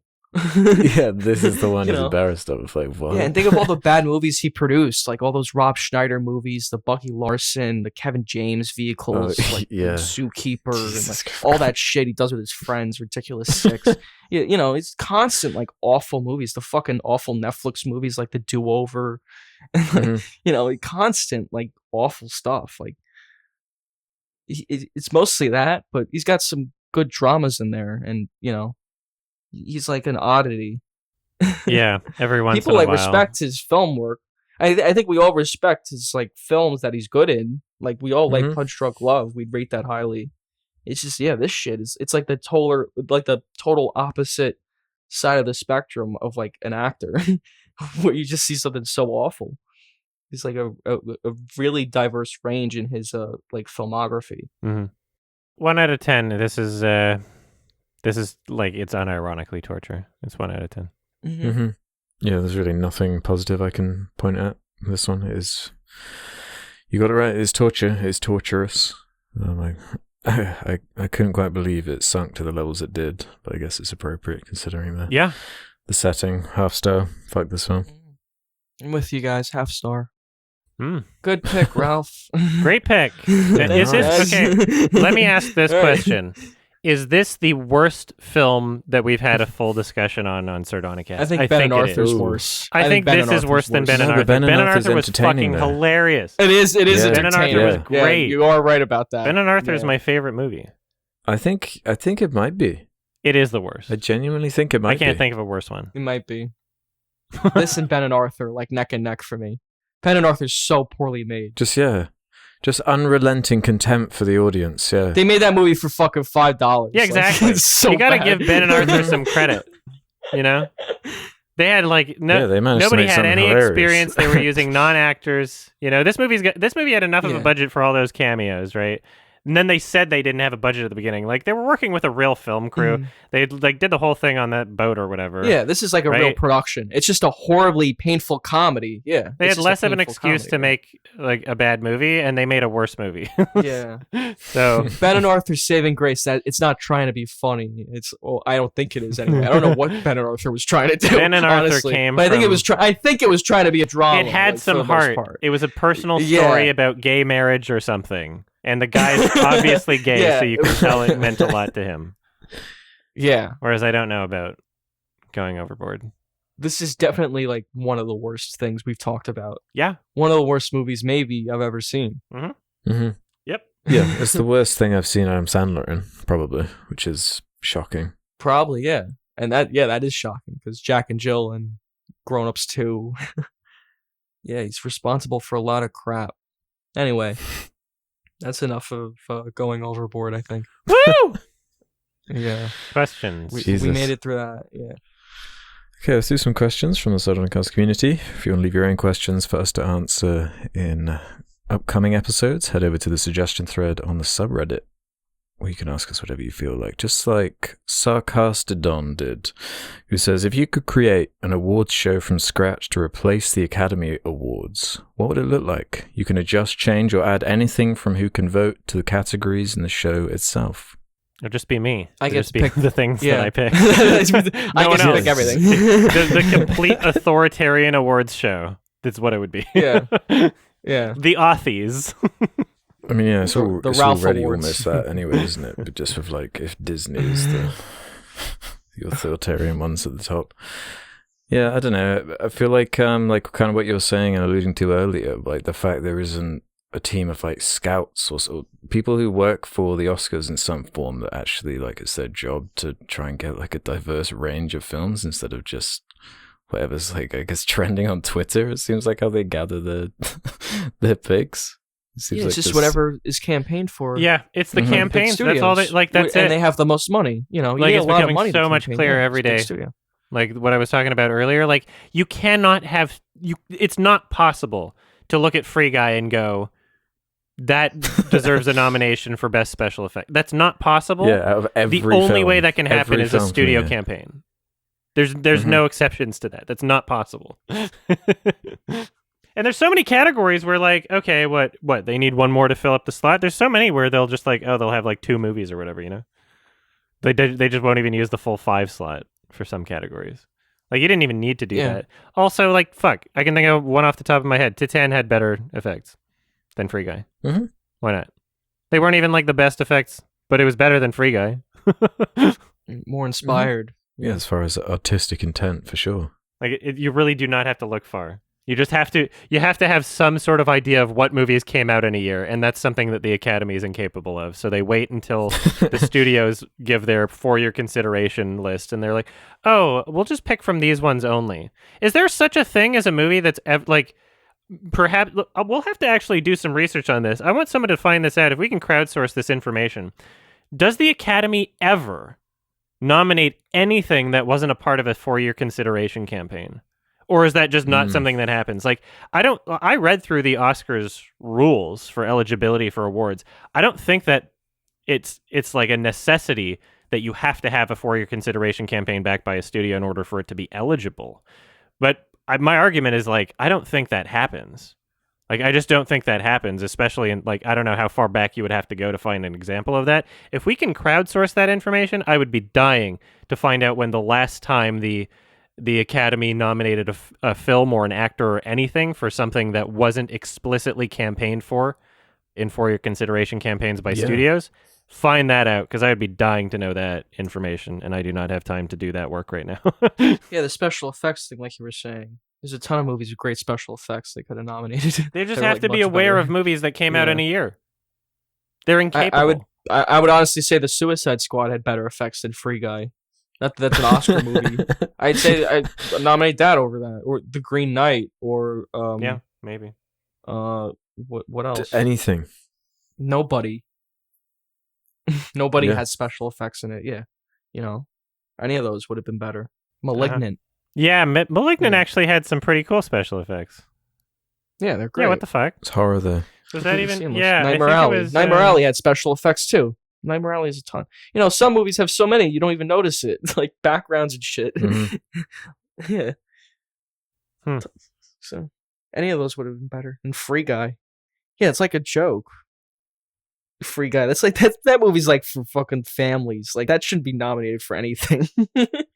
That's like a fucking movie for little kids. What do you want this award to mean then? Yeah, exactly. Was Malignant Warner Brothers? Yeah, it was because it was HBO Max. They didn't campaign for Malignant. It doesn't look like.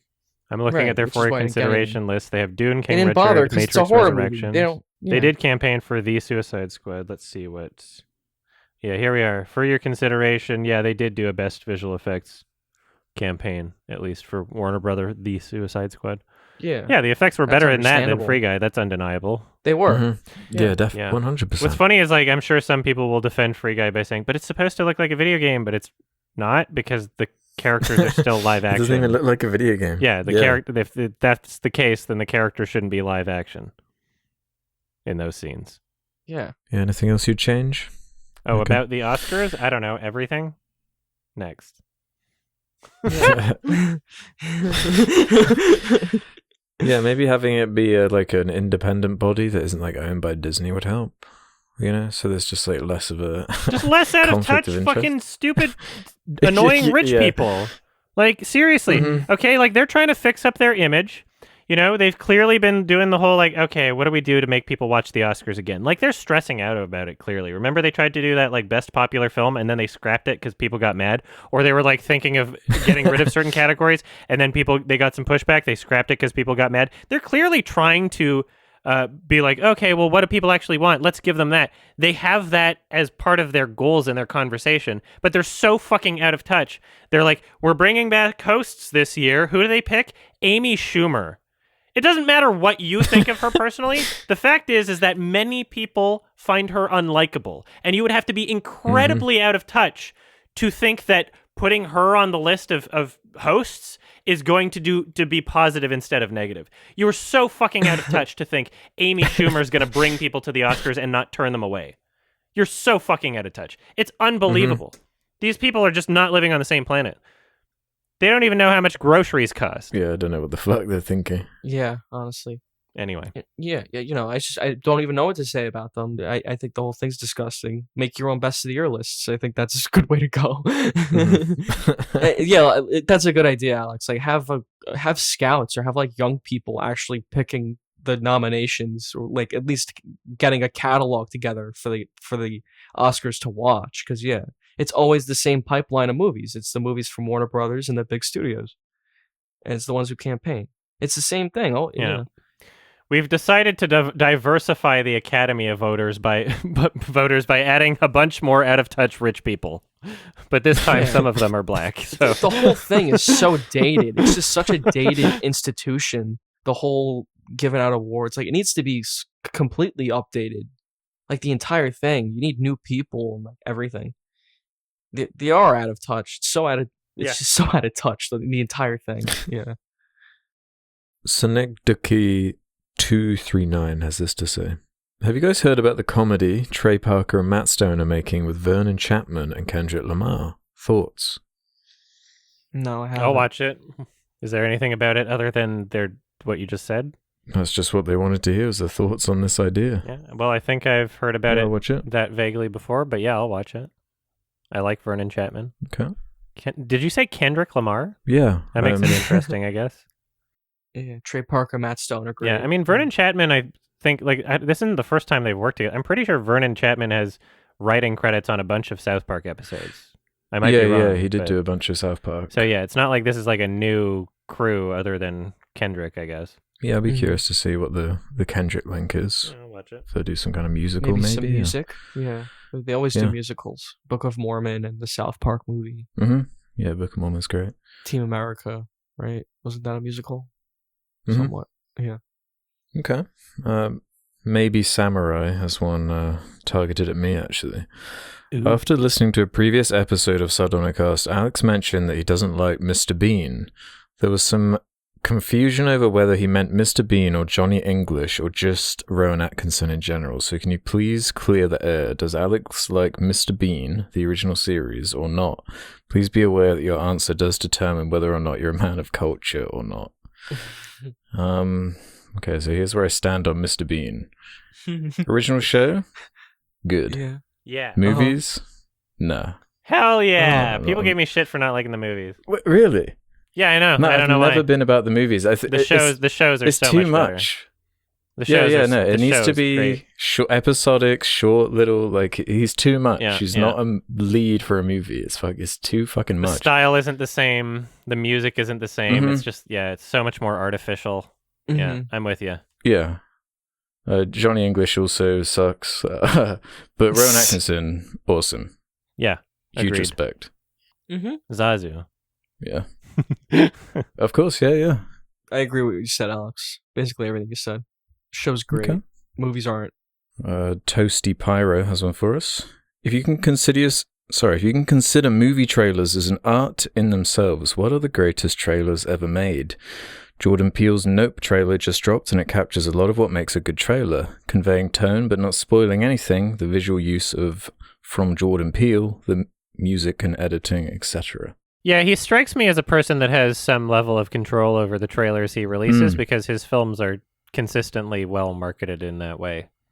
It doesn't seem like Yeah, did you somebody see who this trailer doesn't share his for, vision makes them. Yeah, I saw the trailer. Yeah, I don't love the name of the movie, but I thought it was a good trailer. Do you know I'm why it's intrigued. named that? Nope. No, I don't. It's because it stands for Not of Planet Earth. We figured it out. Okay.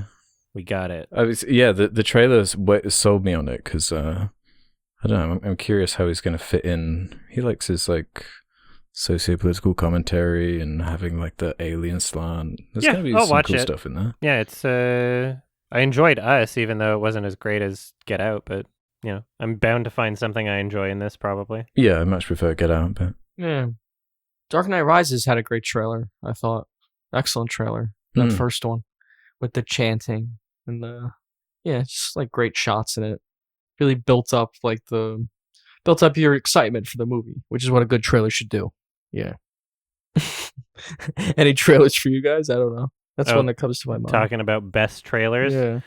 Just ones where it's clear the artist has control over it. Any The White Ribbon was a trailer that I watched like fucking 20 times when I was, younger, waiting for that movie to come out. I was just so hyped for it. Yeah, that's how Chris Nolan movies seem to me. It seems like he always has control over the trailers or the marketing. Yeah. It's always very deliberate in his vision, yeah. It's really difficult to find this one. I don't know what happened to it, but there was the first trailer for Thunder Road that Jim Cummings edited together that used an Aphex Twin song. It was really interesting and got me to see the film. Like very juxtaposing emotions, and it was super interesting. It's difficult to find now, but there was one posted to YouTube at one point that used like a really sad piano Aphex Twin song playing while these titles would be like, this is the funniest movie of the year, and then like the visuals is like him crying and stuff. It was like, what the hell? Like I was like, what is this? I need to watch it, right? So things like that where that don't try to sell me towards a familiar idea and say this is something that you have to see to get, and this is something new, this is something that fresh that you might want to experience. Like that's what draws me to see a film. That's a trailer I can watch and be like, well, I have to see the movie. A recent one, Licorice Pizza trailer. That's a really great trailer. Apparently Paul Thomas Anderson had some influence in the editing there. But yeah, I really like that it's trailer pretty good. too. Yeah, it's a good one. It's just a recent example. That's probably the best trailer I've seen like recently in the past year. That Licorice Pizza one. And yeah, the title, you're like, what the fuck is that? What is that about? When the title comes up. Yeah, a lot of my favorite trailers are actually associated with films that just didn't turn out to be that good. Like I remember liking the like Prometheus trailers a fair amount, and yeah, great trailer. Man of Steel had some good trailers, I think, Uh-huh. but that's mostly just through like manipulative music use and just kind of hiding like the story and keeping it as vague audio as possible. cues, the editing, cut to black, all that, all these trailerisms. So that was before I'm as jaded as I am now as far as trailers. I try and avoid them for the most part. I like the surprise of just seeing all the visuals in the movie proper. Yeah, When I it's try to not just avoid them some too. big dumb stuff. J.J. Abrams usually like the marketing is pretty good for his stuff. Like Cloverfield, I think those are good trailers. Yeah, it's kind of his whole MO, isn't it? Like the Cloverfield, The and questions are the more even the interesting advertising part, for right. that first Star Wars movie he did was like, Mm-hmm. it's pretty effective. Yeah. Mm-hmm. Definitely, those first trailers are good. I remember that teaser trailer for The Force Awakens. I really like that one, where it's just like cut to black, like a quick shot of something random, like stormtroopers, and then cut to black again. Like that was very memorable. Yeah, the iconography obviously is so iconic. You're like, you don't need anything else, right? Yeah, exactly. It's like almost cheat mode. Yeah. Yeah, exactly. But that's what makes it work. It's like very simple. Even the music cues, like it's nothing. You could tell it's Star Wars, but there's no theme. Like it's just like one note, right?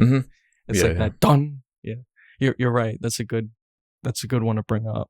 Made you excited for the movies that weren't that great. Dead Island was a great trailer where the emotions were never reflected in the game. It's like the total inverse of how the game actually opens. Yeah, most dishonest trailer, but it was a great trailer. That's what I hate about so many trailers is they present you with emotions and tones, most helped by the music, but, sometimes in other ways. But the problem is that these emotions and tones are never experienced in the game. A trailer is supposed to help you understand what you're going to experience when you purchase the full product. A trailer is to market that experience. When you're marketing a different experience, you're just being dishonest. You're lying. And that's what's really shitty about trailers. A lot of them. If we're talking game trailers, Halo Reach has a really good marketing. Sure. I just like them in general. I like the CGI. Like I like really realistically rendered CGI like animated trailers. Like I think those are cool. I always wanted to see a movie like that. I guess that's why I like Tintin. Like it's kind of in that stuff. Like the Batman Arkham games have like really good trailers done in that style. Like they're realistically rendered. Like some of the Star Wars games, I think the Old Republic, like those have really good trailers. Those blur, the blur, right? Those are great. Okay, let's do this one from Chico Chak, seeing as we're talking about games. What games have you been playing lately? Not the most creative question, but I enjoy hearing you all talk about video games. It's been on the palette as of late. I'm halfway through the Thing video game. Oh, you played that? Oh, really? Yeah. You actually picked it up? Yeah, I got it. I got it working on PC. It's considered abandonware right now. Oh, shit. It's funny, and parts of it are good and interesting. It's ridiculous what they expect out of you. It's one of those things where it's like, if you don't properly manage your inventory, then you can get soft locked to point where there'll be parts where it's like, okay, but you need to have this for the boss or else you're like screwed.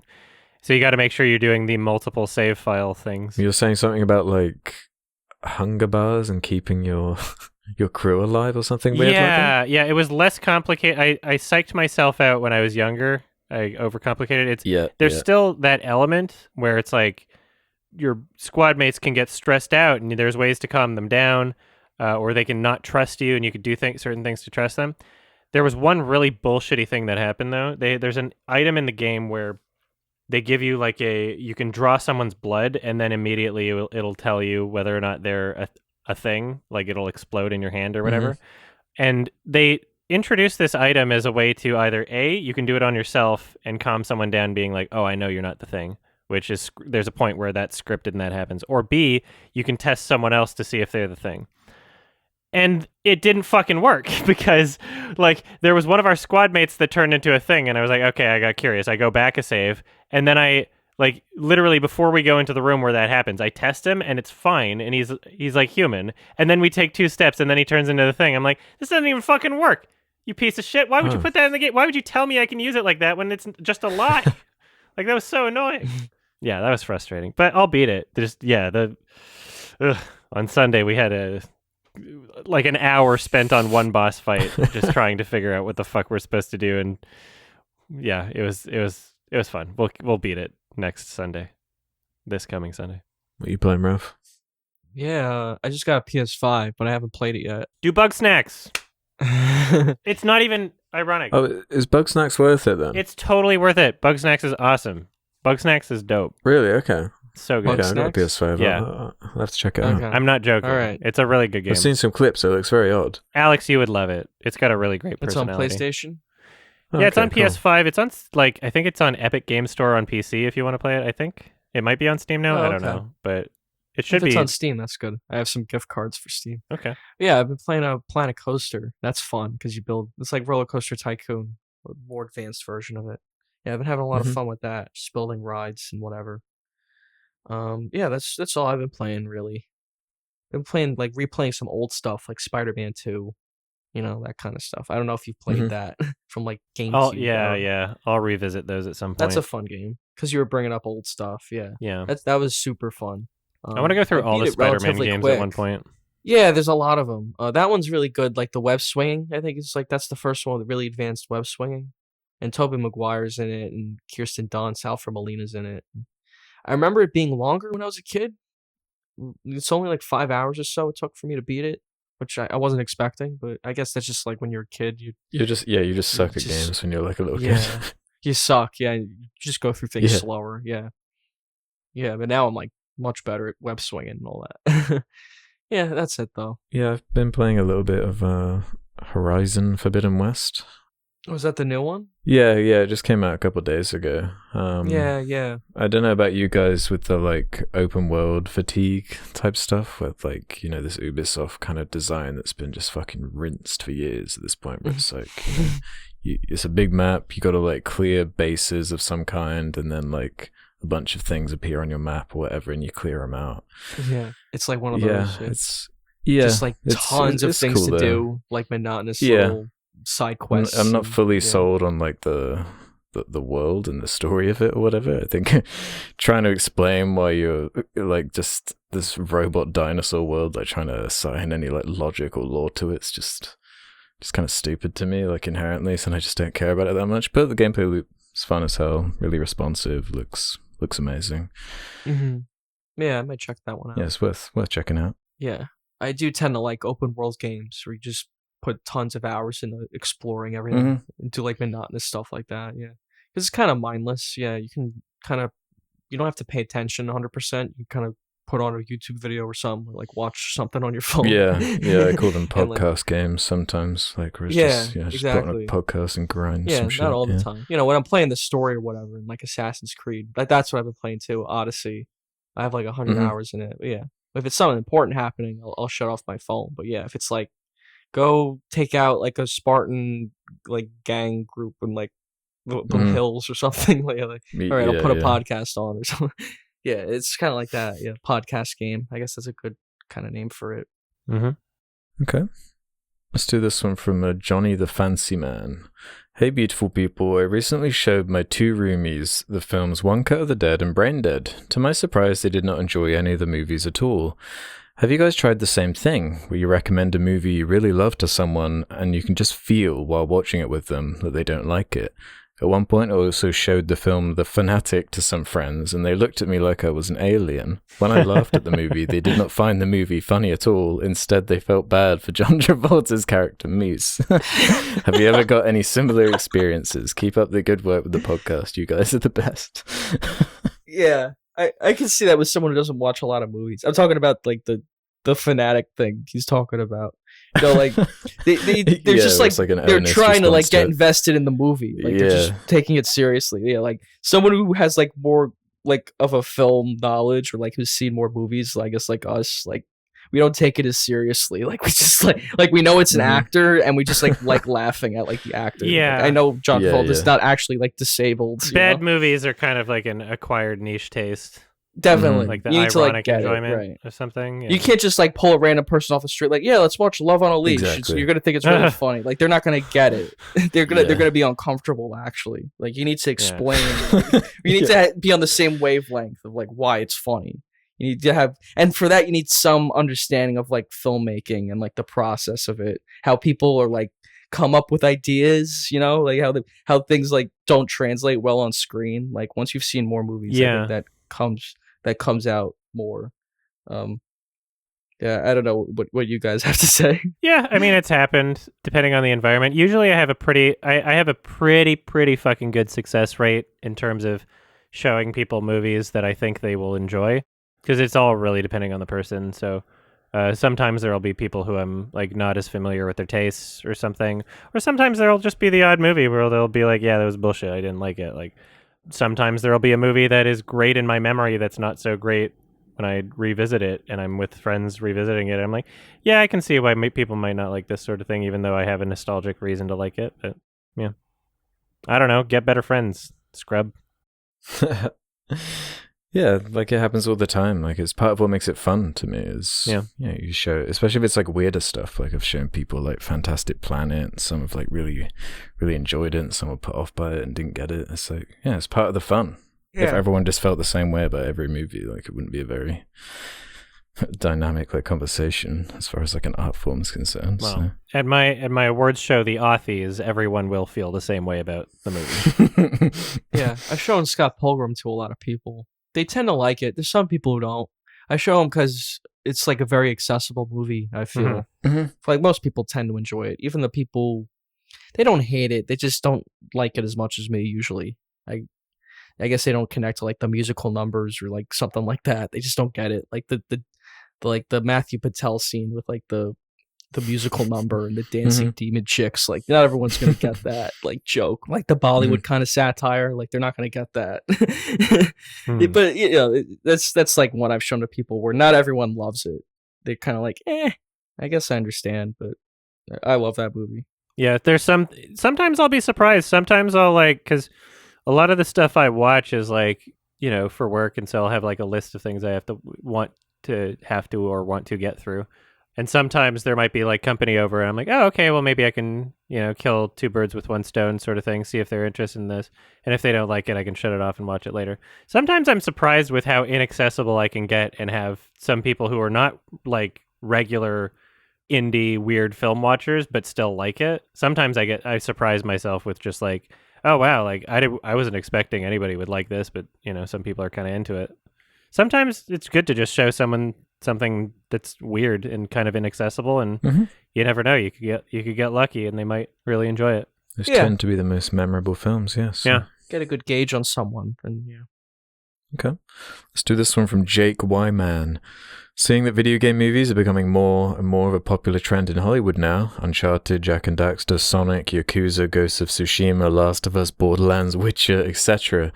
What video game series do you think could actually be perfectly adapted to a movie or show? Personally, I still think the fabled BioShock movie directed by Gore Verbinski would actually be pretty cool. And in response to that last bit, there's actually a confirmed BioShock movie in the works at Netflix already, so I don't think Gore Verbinski's attached though. Yeah, I would see that. Is that a movie or a series for Netflix? Do we know? Last I read, it was a movie. Okay, I can double check that. What's the question? Yeah, I'm looking forward to that. Any video game properties you'd actually want to see explored in fucking Katamari, the game where you roll people up into a ball, like you roll up everything until the ball gets so big, and then it's just like so huge. It's fucking scary. You could totally have some crazy movie about that shit, where they just start out like small as a ball, or like they're from another galaxy and Earth has to prepare. They're like, oh no, it's taking over Tokyo, and like on the other side of the world, we're like, how do we deal with this? And then it cuts to like that tiny little creature just rolling shit around, and all this crazy happy Japanese music is playing. Like you could make some fucked up shit with that movie. That could translate well into some crazy weird film. Yeah, I think. Yeah. Honestly, the games, the more abstract and the less restrictions, like Hollywood restrictions, like a lot of those games I just said, like Uncharted, Ghosts of Tsushima, Last of Us, Borderlands, whatever they're already trying to channel some kind of cinematic thing. But if you take something more abstract, like fucking Angry Birds or whatever, you just have more freedom to do whatever you want, and I suppose there already are Angry Birds movies, but there's few movies I can think of more pointless to be adapted from a video game than like Uncharted.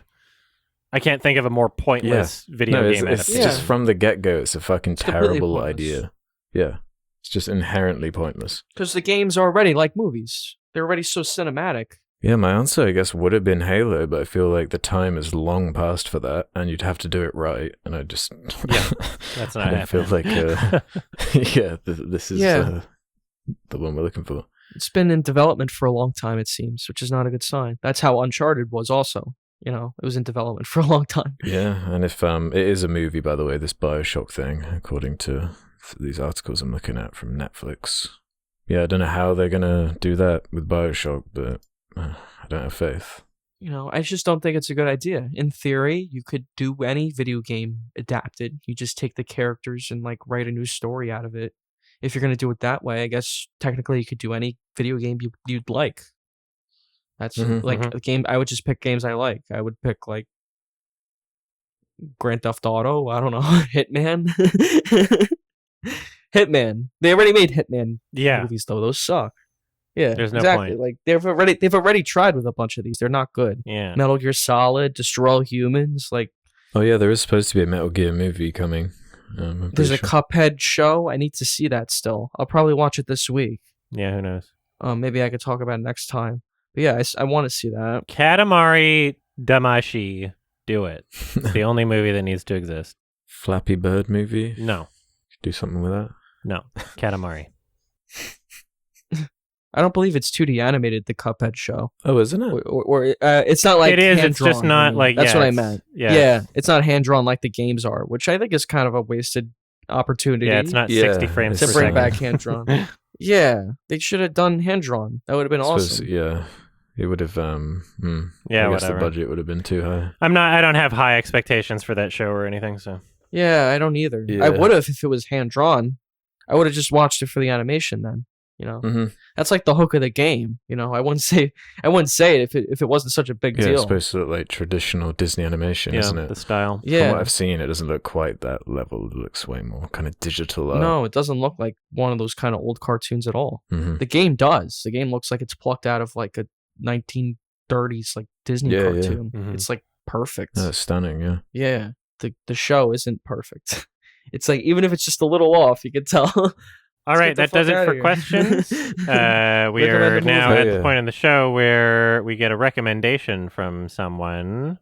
Alex, I think. It's me this time, right? I believe so. Yeah. Unless I'm crazy. I'm kind of torn. Do we, I've got a crazy idea and a kind of less crazy idea. Which one should I go for here? I mean, if you sell it like that, you have to do the crazy one. You already know which one you want to do at that point. If that's how you're telling but the caveat with the crazy one is that the runtime here would be a bit more. What's the runtime? Excessive. God, it would be close to 5 hours, maybe. Well, we got an extra week, I guess. I can sneak something. Yeah, I can sneak it in. Oh, do we have an extra week? Okay. Well, I'll pose the idea and see what you think then. Okay. I really want to talk about The Passion of the Christ. Okay. All right, the Mel Gibson movie. But I want to talk about it in junction with The Last Temptation of Christ by Martin Scorsese. Okay. Why not? That's fun. Many hours, but I feel like there could be an interesting conversation there. Yeah, that would be a dope conversation. Jesus got crucified twice. Sounds good. No, I like it. Let's do it. Yeah, the same story twice, but it's two big prolific directors. It'd be interesting to see. I've never seen either myself. I've always heard a lot about The Passion of the Christ. And then, Last Temptation. Is that Scorsese? Yeah, that's Scorsese. Cool. Yeah, I haven't seen that one yet. Willem Dafoe. Okay, this will be fun. And then we should also, I guess all of us will have seen the new Batman by that point also. We can talk about that too. Oh, yeah. Cool. Yeah. No, that's a good idea. I'm excited. All right. Cool. If any of you listening do not want to be spoiled for The Passion of the Christ and or The Last Temptation of the Christ, Passion being from 2004 and Last Temptation being from 1988, watch them before the next episode. These episodes come out every 2 weeks. You can listen to them early as they're edited by going to patreon.com/Sardonicast or going to sardonicast.com, signing up for premium. Also, we got merch.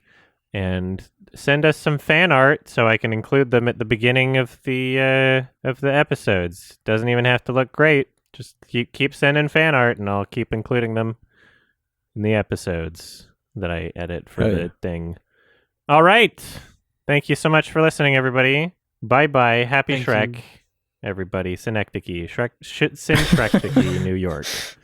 Yeah. Bye-bye. All right, bye. Bye, everyone. Bye.